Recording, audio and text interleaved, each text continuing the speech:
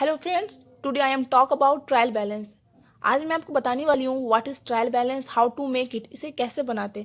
तो चलिए मैं आपको बताती हूँ कि ट्रायल बैलेंस किसे कहते हैं। जब जर्नल में हम सारे ट्रांजेक्शन को रिकॉर्ड करके लेजर अकाउंट में पोस्ट कर देते हैं, इससे जो बैलेंस निकल कर आता है उसे हम ट्रायल बैलेंस में ट्रांसफ़र कर देते हैं। ट्रायल बैलेंस स्टेटमेंट होता है।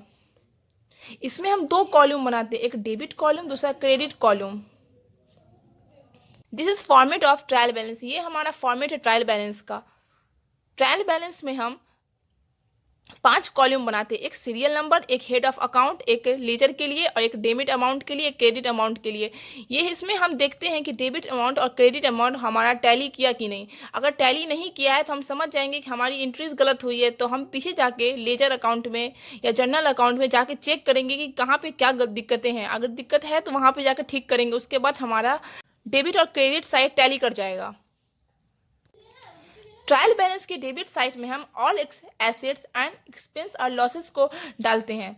All assets having debit balance are written on debit side and expenses or losses are written on debit side because they also have debit balance। क्योंकि expense और losses का हमेशा debit balance ही आता है। और assets के एग्जाम्पल है जैसे cash in hand, bank account, sundry debtors, land, building, goodwill etc. और एक्सपेंस और लॉसेस का हमारा एग्जाम्पल जैसे wages, salaries, rent, tax etc..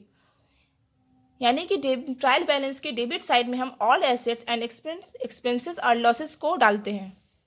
Trial balance के क्रेडिट साइड में हम all liabilities and income and profit को डालते हैं। All liabilities having credit balance are written on credit side and income and gain are written on credit side.